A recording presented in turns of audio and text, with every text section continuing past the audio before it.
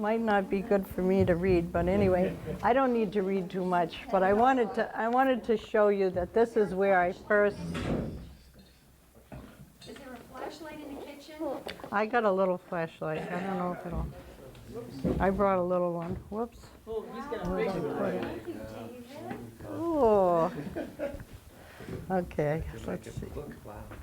Yeah, it's but. I can hold it so you can read it. Yeah, I don't need to read it right now. I'm just Is gonna that it? blah, blah, blah. All right, yeah, Don't forget to tell me when you want a new picture up. I will. I just wanted to start off by, this is the book where I met Louie for the first time. And so I have little copies of what I found out from this book. It was written in 1903, and it told, you know, about his life and everything, and then it told all the buildings he did. And so that's what I went for when I started my search for Louie's, you know, because when I first came here from St. Gaudens, I said to Pat, gee, I need to find something to stimulate me in this history, because I was getting kind of bored with things, businesses and stuff. But anyway, she says, well, we have one artist, he's an architect. And so then I said, okay, that sounds good to me. So I started reading about him. And first of all, I just thought he was the handsomest guy I'd ever seen. He was so cute, you know? And then I knew that, you know, if he was an artist, we would get along fine if we did. He died when I was 10 years old, but I never did get to meet him. And by that time, he'd moved to Burlington. But anyway, he was born in a log cabin up on Jericho that David Newton, his great-grandfather, built. And David Newton married Mary Hazen, and together they had 16 children, and they planted 18 trees to represent the children, pine trees, huge, to represent the children and the couple. So it was 18 big pine trees out in front of their log cabin.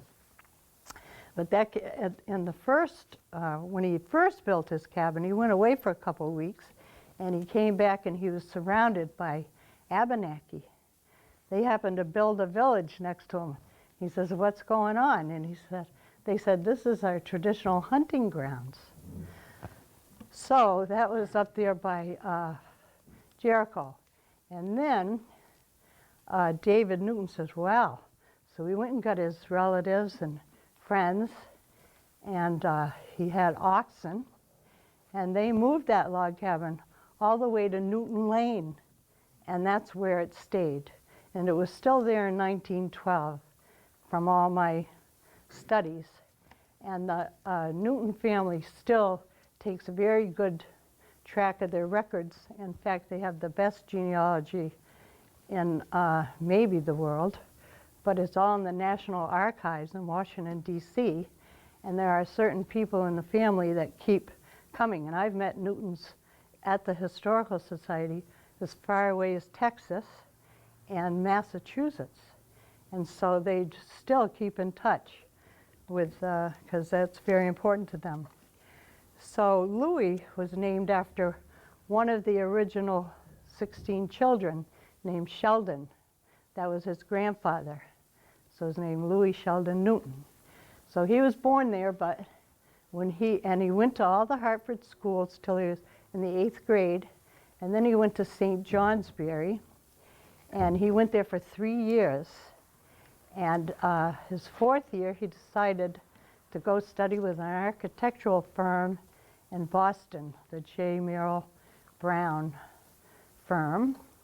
And he took classes on the side and learned all about the Georgian and colonial revival type of architecture. And that's what he really excelled in, and his peers recognized him later on for being one of the great experts in that. So he came back to practice, and at first he had an office in Lebanon for a minute, and then he soon moved to Hartford. So the next picture, as you can see, that's a picture of him in Burlington. He moved there when he was 50 years old. He left here. And so I call that part chapter or volume 2 of his work, which I've only touched the hem of it. And he was really very busy up there. He lived in a hotel the whole time, and he worked from there as well. And he was responsible for so many people working. He had contractors and artisans and all the special people that he knew did his type of work. And they were very busy with this man around. And so the next one, I think, is his little office. This is the house. Yes. Oh, the Newton family home. It's 2 doors down from here. And it was funny because his sister actually owned it. He had 2 sisters and himself, the 3 of them, and none of them ever got married. And they all lived there for a while. But Louie bought that building across the street, and it's still there, but it doesn't look anything like it. Is the next picture that one? No, the next picture is he did the renovations on his sister's home. They had a porch, and it shows the before and afters. It's so bad it's not up in here. But he owned the tenement house, which was across the street, and it had an all glassed-in portico on that one up until recently. But anyway, so he changed that porch to an all-glass portico on his sister's house. But now it's just the columns left. But that just showed you that part. But he owned that tenement building for 20 years. And he may have even lived there, but that was such a beautiful house. It doesn't make the National Register anymore because it was so, done over. There's pictures of it over here on the table. That's right, yes, later on. So the next one, let's see. That's the house. The tenement house, okay, that's the tenement house. Do you remember that? Anybody, how that house used to look? Yeah. It was really pretty, and it had a stairway that went all the way down to the river. Cement was still there, but it's shaky. It's on shaky ground, and it had beautiful gardens on the side. And the bottom apartment you can't see from the road, but that's a nice little cozy place in the back. And all the 3 tenements had their own big porch facing the river. And that was the most wonderful place in the summer. So anyway,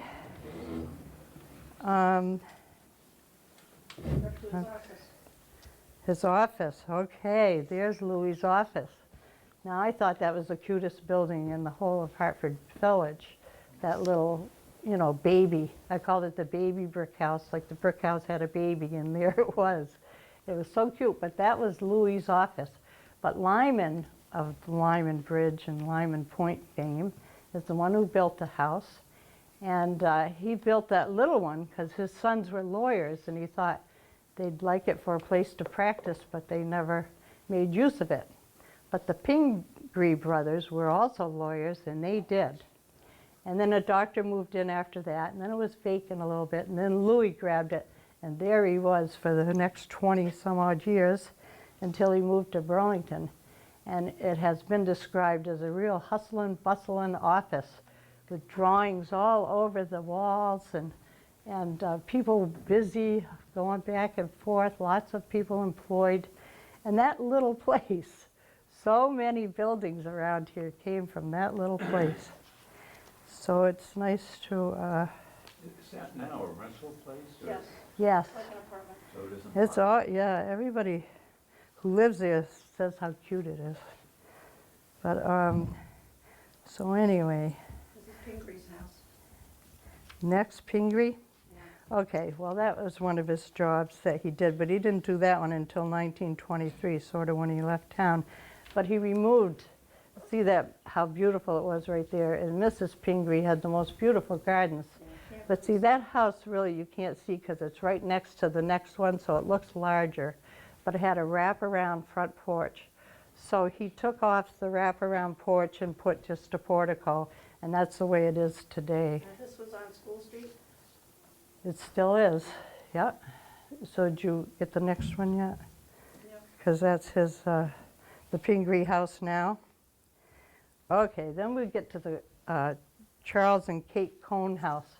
I put a little picture of Kate Cohen up there. That's a love story Mary always likes to tell about how they used to sneak around, go up to the big pine tree and meet because her daddy didn't like him too much. But anyway, they eventually got married, and that was called the Cohen estate because it consisted of that big house you see on the front, and behind it was a guest house, and over to the left was a horse stable, and then up on the hill across Summer Street was for the servants. So it was a very big, but of course Mr. Cohen owned the mill at that time, the woolen mill, and they employed a lot of people. So that house was very fancy. These pictures came from the Vermont Archives at UVM Archives, and this is before renovations. This was Louie's first commission after he got out of school. And so, could you get the next? That was in 1894. But then, there's the before details. He added a gramble roof and dormer to match the front door.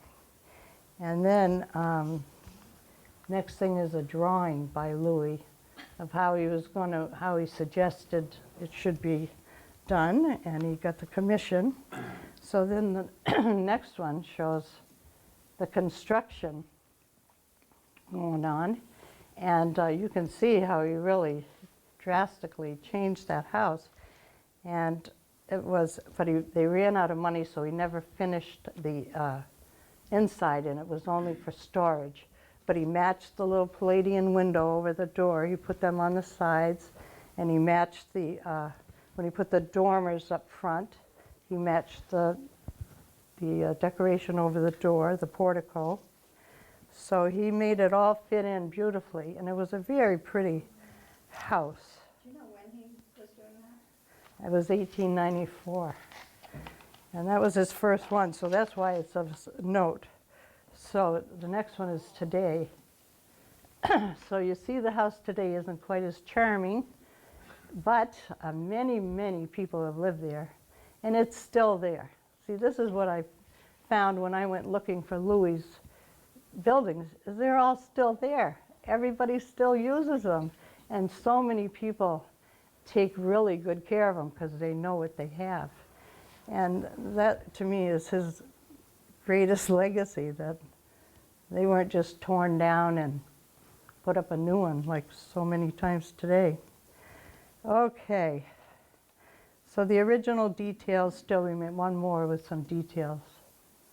Okay, so then we're going to come to this place, the First Congregational Church in Hartford. These are historic photos, modern. Well, it was after his reno in 1903, before the accessibility ramp was added. So that's those two pictures. But Peggy brought me some beautiful pictures because I'd read a little thing that somebody wrote in UVM that this church had murals on the ceilings, and they almost forgave Louie for hiding them or for removing them. They thought he removed them, actually. So when I looked at some of the other pictures and saw his, is that the one of his renovation? This is the interior, Oh, before and after. before and after. Yeah, those are the two. Like in 1890 was the last one, and it was redone one other time. But see, it's hard for you to see the murals on the ceilings, but those changed and the lights changed and all that. But anyway, there's pictures of the new lectern that he put up. And you can see what he did was he didn't remove the murals, he lowered the ceiling, and he made a coffered ceiling in there. So let's have the last picture with the church today during our quilt festival that we held there. I hit something I shouldn't have. Huh? I hit something I shouldn't have. So then what happened? I don't know. You're supposed to be on number 19. And then go down to the right slide.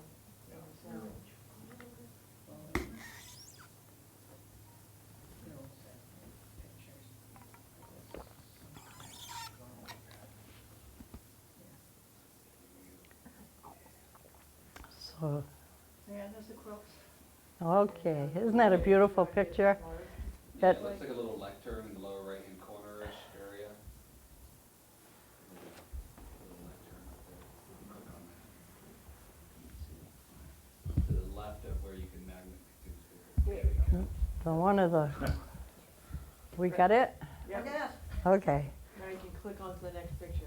so And then go and do that. There you go. Oh, yeah. we're in Woodstock now? Now we're. Now we're at the Wilder Library. Yes, that's what I was hoping. I'm saying, wait a minute. Okay, the Wilder Library, well, that was one of my favorite buildings when I went inside there. And I went inside there and they let me go upstairs and downstairs and all around. And I saw these bowling alleys downstairs. They were so cute. They're the setup pin ones, you know. They need renovation, and they've been working on that building. Pete Shaw and his sister, they've been doing their best to keep that up and raise money. The Rotary Club's been helping, and I'm so happy because I love that building. But it was called the Club and Library because it was also like a gym, and a lot of the Hartford guys used to go, I mean, Dartmouth guys used to go use that place to play basketball or something. The downstairs is just as big as the upstairs where they showed movies and had plays. And, well, back then they had plays, that's for sure. And so what's the, Well, where was the gym in the building? it's downstairs. Downstairs. Yes. It was like a workout Okay. club, I don't think, it wasn't big enough for basketball. I Well, didn't no, think but so. it was a big indoor area. For, It's Some- billiard tables. yeah, what's this next, Drew? What's this next This one? is the bowling alley and the sinks. Okay, so that's, yeah, I got ahead of myself. And then, so the next one is the upstairs big room. And I love that one because you can't fit another architectural detail in that space. I mean, they're all over the place and they look so pretty to me, but anyway, he had a lot of fun drawing that one. And then there's a picture of our stage curtain. I'm so happy we have one. Not every town has a stage curtain, but we do, and there it is. It's all advertising the businesses, but that's what we were, a business town. Where And- is that today? It's right there in the library. It's on the, It's on the back of where Really? The stage. stage. yeah, I've never seen that. Well, Yeah. we only bring it down on special occasions. yeah. We had it down for the trivia quiz we had there, Yeah. and it looks great, because it's, Yeah. it's businesses that, Yeah. you know. I know, the names of, Ahar but they're not Brothers, really- they took the How biggest old is ad. The screen. Okay, Idea when the screen was? It came out of the Grange, so no. Okay. Yeah. That was originally in the Grange? Yeah. And then went to the library? Oh. Yeah, we put it up Okay. here because we didn't have any other place to put it I after see. we restored it. The Uh-huh. Grange that was across the street? You said it came out of the I think Grange? so. That one is still there, sort of, just to remind us. Okay, now we're going to downtown White River. Yep. All right. So Louie, all his buildings are still there that he built too.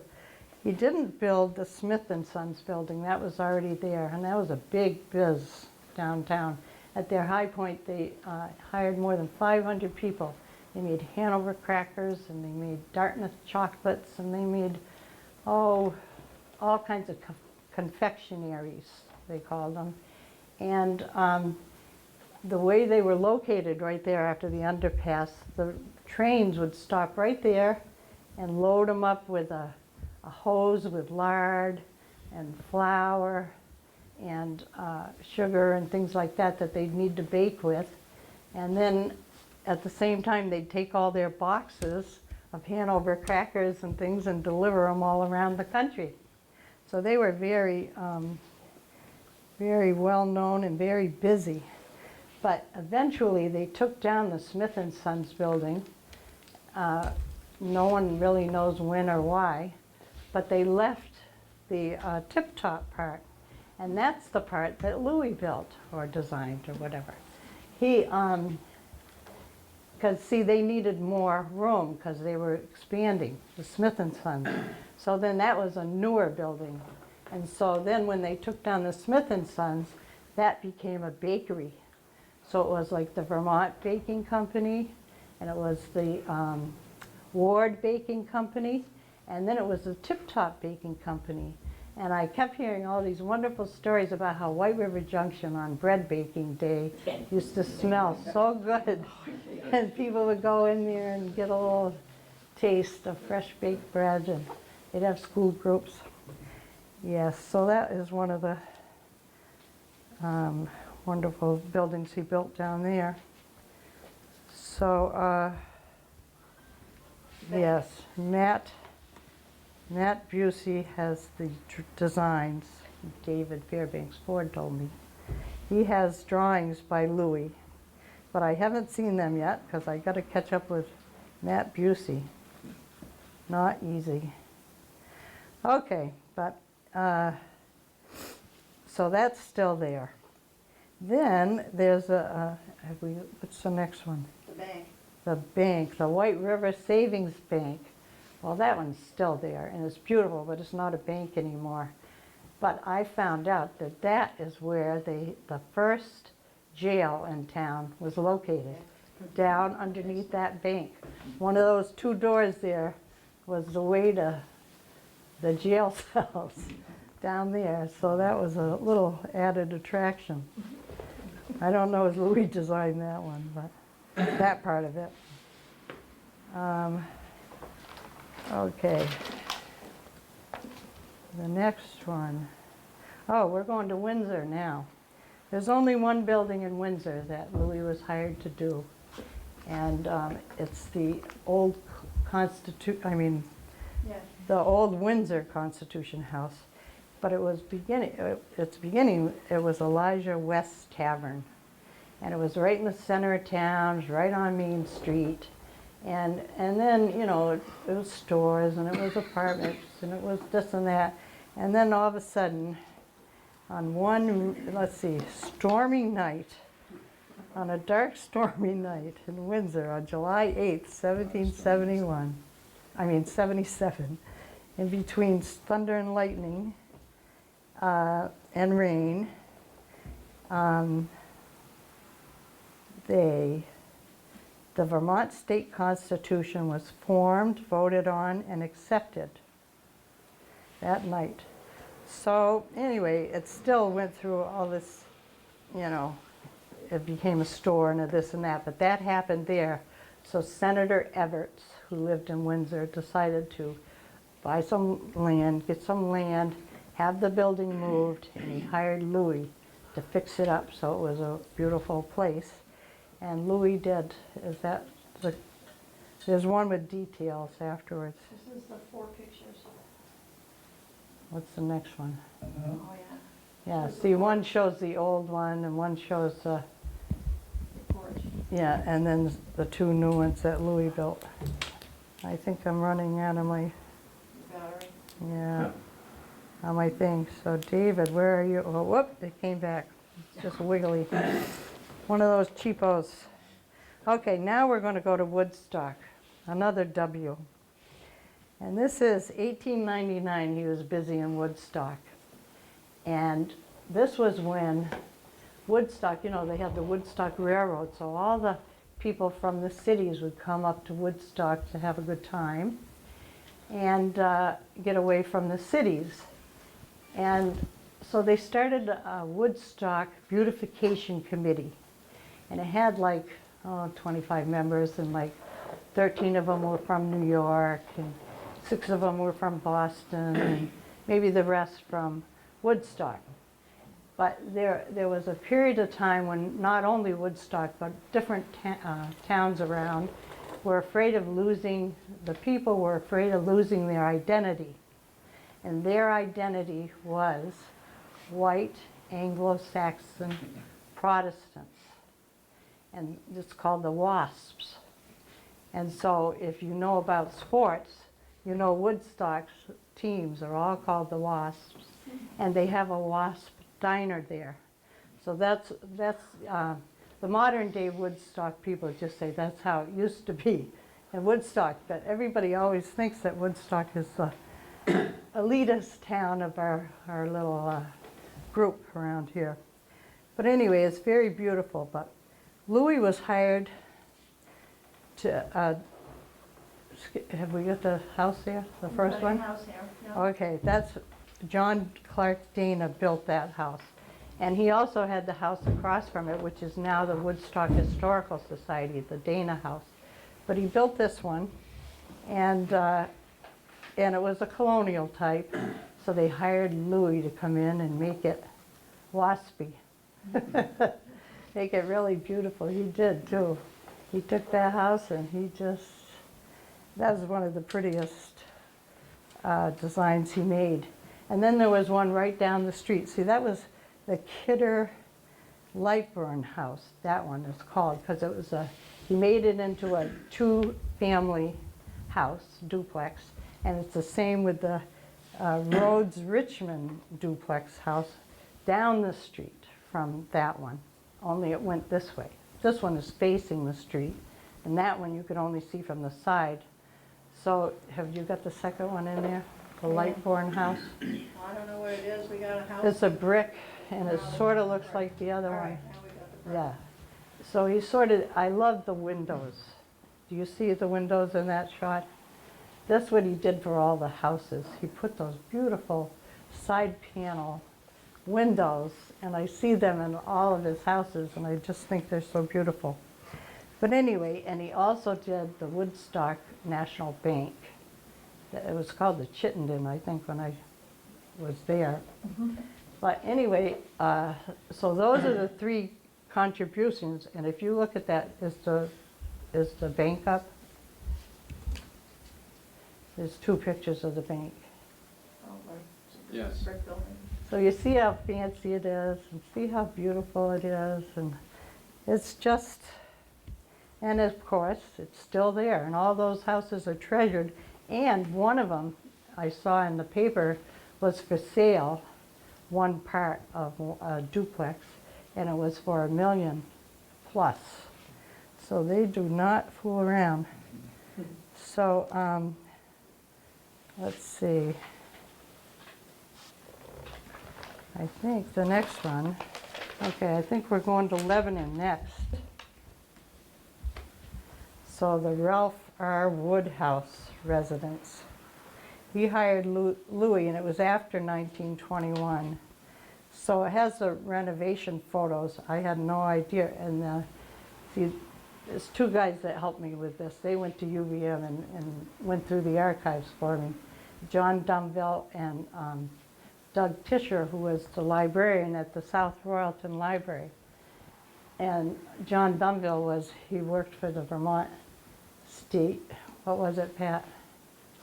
Oh, the Division of Historic Preservation. For the Vermont State. So it's Yeah. like, when we opened up the Baron Boyd House, we called him to come and, he was in charge of all the state sites around that we have, like the Constitution House in Windsor also. So,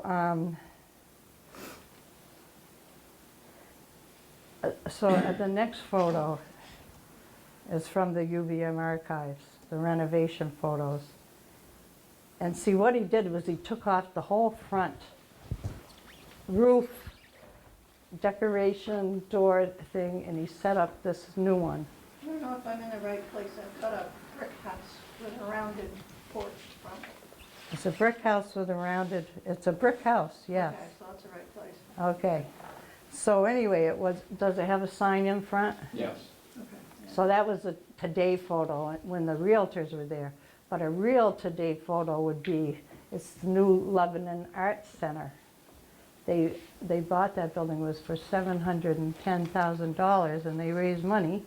And now that building right there, so that's on the green. Oh, I remember that was for sale. Yeah. So there is another one. And so then there's a Hildreth's block.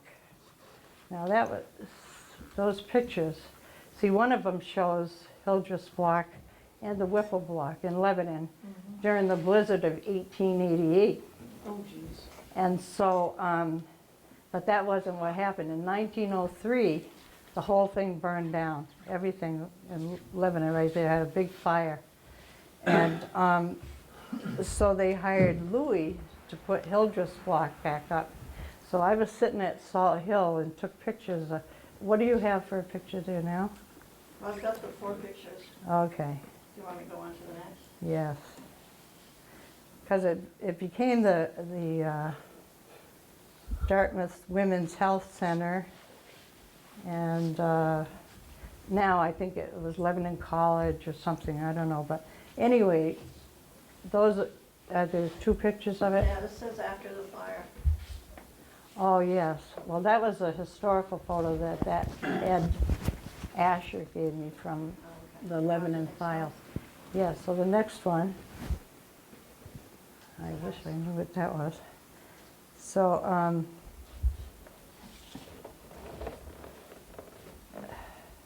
is it still that building, Hildreth's? No, it's a house with a turret. Okay, so we're moving on.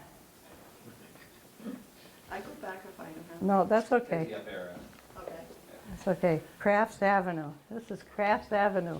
Right down here where David Clem was doing a big, I was so worried while I was in Florida that my houses were going to be gone when I got back. But he left them alone, and there they are.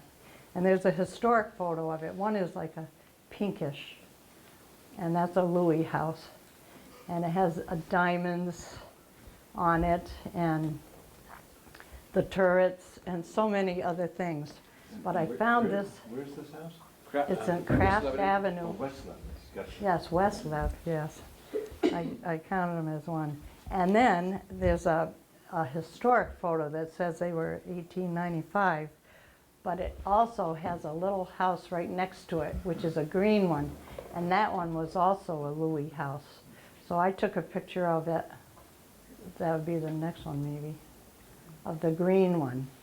That one's not in such good a shape, but the other one is still in wonderful shape. And I found out about those from the man from Hanover that I left out of my last lecture. He came and he said he owned a Louie house, and it was in Jay Barrett's book on Hanover. And so he showed it to me on that, and so I said, boy, I got to get on it. I wasn't reading Jay Barrett's book on Hanover, so I went over and got his book, and then Mr. I'm not sure what his name is, and he probably doesn't want me to say it anyway, but he invited me over to take pictures of the inside too, but he told me not to share too many of them because he was worried about his stuff, his antiques and stuff. But I got to see all the old-fashioned fixtures and everything because he left it just as it was, and he was very proud of the house. And so, are we there yet on that house? We got a picture of a man on a nice house. A man in a nice house. 2 pictures. 2. It says, residence of George Whitney. That No, must be George Whitney. we're not supposed to be there. I can go back to the greenhouse. Yeah. Oh, maybe I just talked about him out of line. That's what it said. Okay.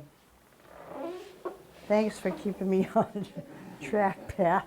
Let's go to Enfield. George Whitney. See, this is what I found out about. All of his customers, the people that hired him, were all the movers and shakers of their towns. You know, he didn't, that's who hired him. So this George Whitney, he was actually from Massachusetts, but he got to be in the New Hampshire legislature because he brought credentials from Massachusetts where he'd worked in the governor's council for 8 different governors or something. But anyway, so he got Louie to build him a house right across from the St. Helena's Catholic Church there. And they weren't home, so I was a stalker. I really, I was there. I was gonna, I tried to knock on the door and there's nobody home. Just click on the picture you want. Do you see him? Well, we gotta hold on, I hit something I shouldn't have again. You just gotta start giving us shortcuts. Yeah. But anyway, this George Whitney, his family owned woolen mills, and he was very well respected. But the next house is my favorite, the Frank B. Williams house. You got that one? Is this Mr. Williams with the mustache? I don't have his picture here. All right. Yeah, I think so. Yes, it is. Is that him all by himself? Yeah. Yes, that's Mr. Williams. Frank B. Williams. And when I go in there, it was a realtor's office on one side and an antique shop on the other. But I walked in there and these big gold, gilded frames, matted so perfectly, were 2 drawings by Louie of the house, of the front and of the back.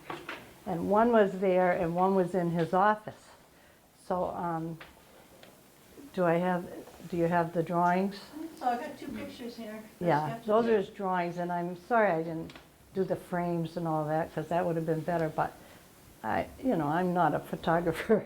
And I kept on getting me in it. Somehow I stood right and I got them, but there they were, but I'll just describe them, that they were beautiful. So he invited me to go upstairs, because he said he saw the biggest bathtub he's ever seen in his life up there. So it made me think that this guy was a real big man, this Frank Williams. He kind of looked like he had a long neck and stuff. But anyway, I have a picture of the bathtub over there on that table. So I didn't get it in the shots here, but I did get some details that Louie put in the house. And the pocket doors and the built-in shelving and going up to the window seat on the stairway and all those pretty little Victorian things. So anyway, so this Frank B. Williams, he owned, he was the Walmart of his time. He had a big store and you could get anything there. That's what they said. And he was well respected, but he was also the town treasurer and this and that. So they were always,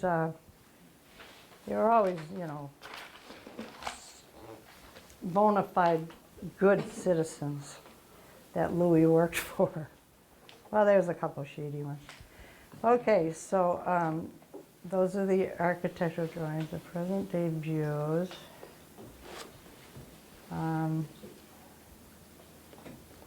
Okay, now we're coming to Canaan, New Hampshire. So that is the O.L. Rand's house in Canaan. Now, they were celebrating the house opening and invited 200 people to their house. And there was like a reception line, and there was hors d'oeuvres and eats. Yes? Just want to see if I've got the right picture up here. There's 4 pictures, and one of them shows a staircase. Is that the right ones, or is that still? No, O.L. Rand's house is Yeah. all, yeah, I think you're back, those were the Frank Williams, Yeah, that's the what I thought. staircase Okay, one. now I got it. That's beautiful. That's the one. Okay, sorry. That's all right. I don't know what's happening. I hope you're enjoying the show. And gee. But anyway, so they had a reception line, snacks, refreshments, an orchestra, and dancing until midnight. Very elegant affair with Chinese lanterns hanging on all the porches. They all came in horse and buggies. It was a real big deal. And so Louie was at, when I called the Canaan Society, they had no idea. So it was, but it was in this book. So I believe this book. So he had something to do with it, and maybe several architects worked on it. And maybe he was even still with the firm, you know, that he was working with in Boston. But that was quite a house. I mean, that reminds me a little bit of the mansions and, Reminds me of Bar Harbor. yeah. Well, this, I'm thinking, yes. But with the reception line and the parties and all that, it's sort of like Newport, Rhode Island, where they have all the fancy people. So then Pat, she goes to visit the breakers down there in Newport, Rhode Island, the mansion place. And she's in one of the rooms, and they tell her, this one was decorated by Louie Sheldon Newton from Hartford, Connecticut. So Pat says, wait a minute. So that's how I found out he actually worked for the Vanderbilts and did a room for their place. So he got around, I'll tell you that much. And okay, today photo of the O.L. Rand house. I remember the first time I saw it was a German restaurant. So you can see that it's still a fancy house, but they took off some of the porches and things, but it must have been great in its heyday. So then we're going to go to Hanover. Now that's a pretty fancy place, Hanover. They have the Ockham Pond Estates. So first of all, the road that they're all built on was designed by the Frederick Law Olmsted landscape and design firm from Boston. They're the ones that did Central Park and the Fens, you know, it's another park in Boston, right by Fenway Park. And so anyway, of course, they got hired up here by Dartmouth to build a little road where these houses went. And on the back road, there's a road in back too, an entryway. And of these houses, they're all mansions, and they all go for 3 or 4 or more million apiece. And you don't see too many of them up for sale. But he built 6 of them, I think, and one was a duplex. And so I became a stalker again. So the next few pictures are me stalking. You won't see me though. So don't tell anybody. Well, some of the times, so do the 50, 51, 52, 50, just a little bit so they can get an idea of these mansions and how far away I was to be able to get these. Some of them I was up close when I went in the front entryway, and they were interesting. But the back ones, they had a big bank that went down to Ockham Pond. So that was where you see all that real estate there. Is this Ockham Ridge? Yeah. Yes, yes. Okay.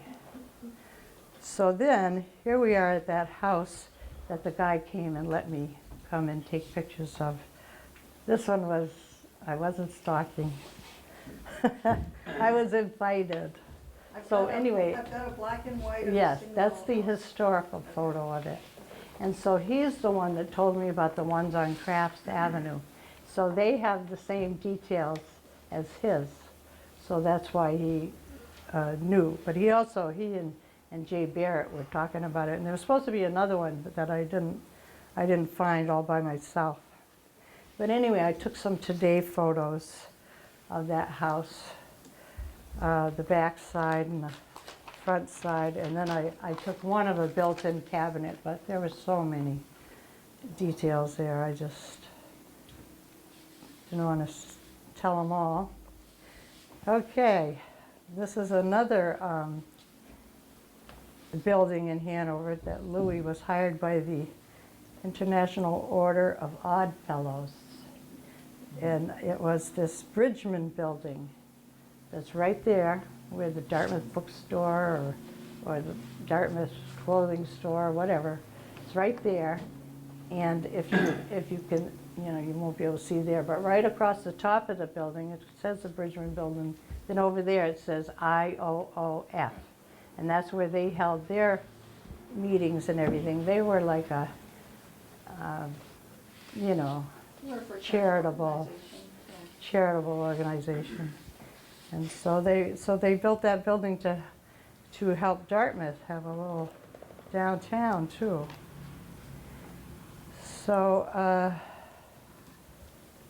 okay, next is Lindenville, The Vale Museum. the Vale Museum. Well, this is a calendar because that building isn't there anymore, but see, his name was Theodore Newton Vale.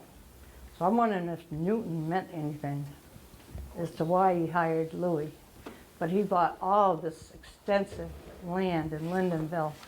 And he had Louie come up and build this whole bunch of buildings. I mean, guest houses and big ones like that, and all kinds of things going on. And see, this Theodore Vale was the sole owner of Ma Bell and Company, AT&T, whatever you want to call it, when it was a monopoly. So he had tons of money. And Louie also was hired to do all the furnishings. So is the next picture the furnishings? I think that, no, well, one was the only surviving building. Did you get that one? That was the one after the turret house. Okay. And then this is the library of the Vale Mansions interior. Books. Huh? I was just pointing out there's all books back there. That's right, it's the library. And but he also, see all the furnishings in there. Louie had excellent taste, lavish interior designs. Okay, then there's a photo of Senator Everett and, of course, Mr. Vale at the Vermont State Fair. And, you know, I'm sure they were talking business and politics and all that kind of stuff. But anyway, you know, the State Fair used to be where McDonald's is now and all the car dealers, that whole place right there. And so I think the next one is this picture Pat sent me of the grandstand. Louie built the grandstand and the judges' buildings and all that over there. So there isn't much in this town that he didn't have anything to do with. I mean, it was just, he was everywhere. So, the grandstand, okay. Okay, so then he moved to Burlington in 1923. So do I have, Willard Street Inn. okay. He began by redesigning Redstone Hall and Robinson Hall at UVM. He changed them into dormitories for the girls and turned them into modern dormitories. He also designed a prefab home for Sears and Roebuck. It's still up there, and it's still, there's 3 huge folders of, just in his archives, they're this thick, and they're all about designing that house. He was down to what tile to put on the floors, everything. I mean, they said when you got those Sears Roebuck homes, you got every last screw, doorknob, everything. And they came all ready for. Okay, the next one is just when John Dunville did this. See, when I did it first, we did it at the South Royalton Library. And so he presented a program on just the library. He said he wanted to do all the research and the details about the library, because I had no idea he did the South Royalton Library. And so I was very happy to find another building. And so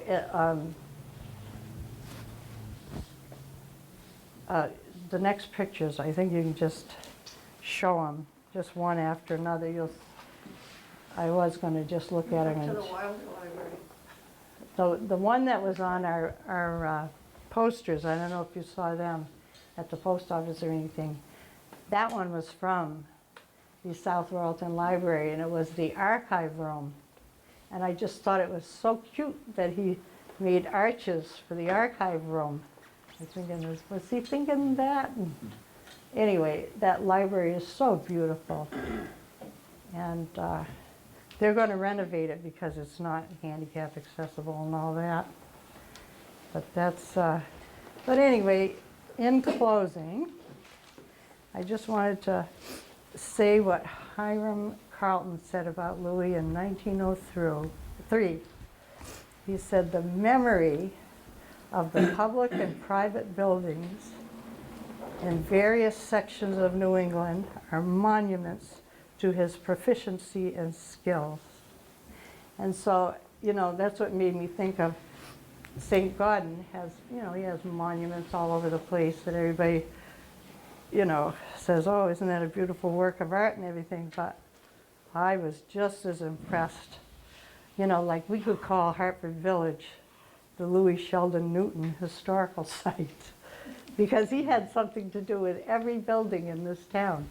You know, like the library, he was a volunteer there, and he taught women dancing lessons there, and the kids all called him Turkey affectionately. So, yes, Turkey. But anyway, that's the kind of guy he was. He always volunteered, and besides being so busy and everything. So he lived a long, happy life, and I can't wait to see when somebody does volume 2 so I can see all the ones from Burlington, because he did many up there and surrounding towns, and even came back here and did some. Oh, and the other thing that I left out was St. Johnsbury. He went to school there, of course, and then later on he wanted to do something for them to pay them back, so he offered to design their library and their what's the stage? Gymnasium. Library and gymnasium, or auditorium and gymnasium. That's what it was. So anyway, when I talked to them, they said they've all been renovated since, and they're not there anymore.